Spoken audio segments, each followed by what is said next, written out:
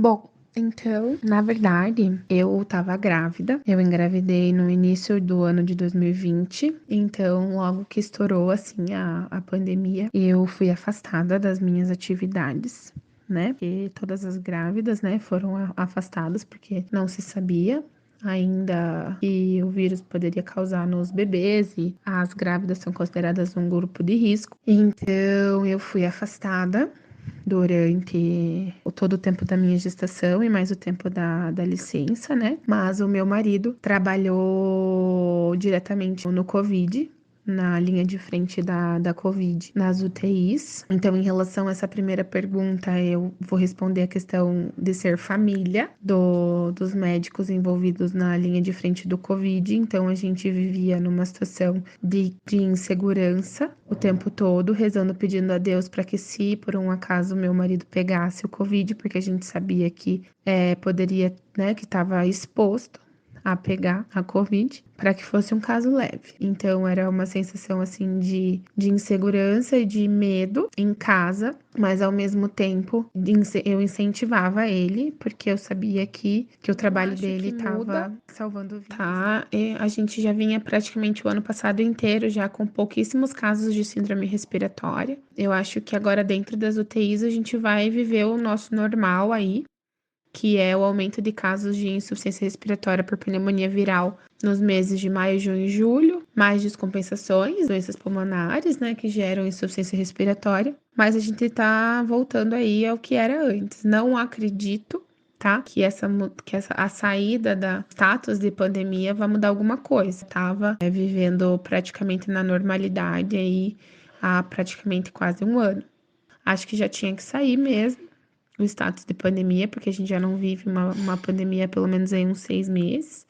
Mas a gente vai continuar com casos de Covid causando síndrome da angústia respiratória, da mesma maneira que a influenza, da mesma maneira que os outros vírus respiratórios, né, fazem também as pneumonias virais. Então, a gente sempre teve casos de pneumonias virais. E a gente vai continuar tendo, né, numa proporção menor do que, obviamente, na pandemia, né, mas nós vamos continuar tendo casos de Covid, assim como de influenza, assim como de outros vírus, né, que causam pneumonias virais e insuficiência respiratória devido à SARA.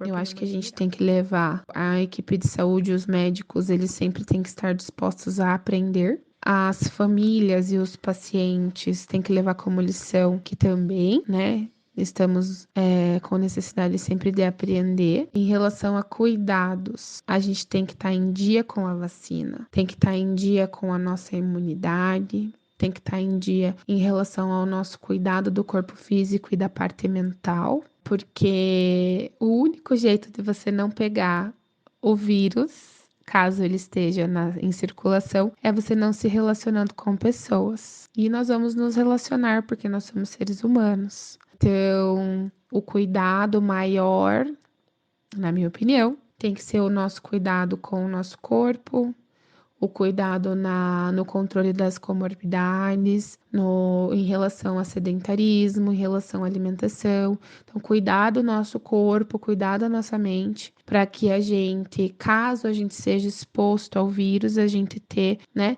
força para combatê-lo e não afrouxar na questão da vacinação, né? A pandemia só diminuiu, a circulação viral só diminuiu depois que a gente começou a vacinar as pessoas. Então, manter a cobertura vacinal alta e manter o cuidado com o corpo, de uma maneira geral, né? O controle das comorbidades para que a gente possa ser humano, né? E se relacionar com as pessoas, abraçar e beijar e estar junto com as pessoas, porque, né, a maneira de gente conseguir se proteger aí da disseminação viral, infelizmente, é não ter o contato com a pessoa. E, obviamente, né, aquela pessoa que tá doente, ela não deve expor outras pessoas a se contaminar, né? Então, a pessoa que está doente, a pessoa que é sintomático de via respiratória, tem que entender, né, que essa pessoa que está sintomática deve usar máscara, essa pessoa que está sintomática deve ficar em isolamento e não entrar em ambiente fechado com muitas outras pessoas, que vai, com certeza absoluta, vai acabar passando essa infecção de via aérea viral para os outros.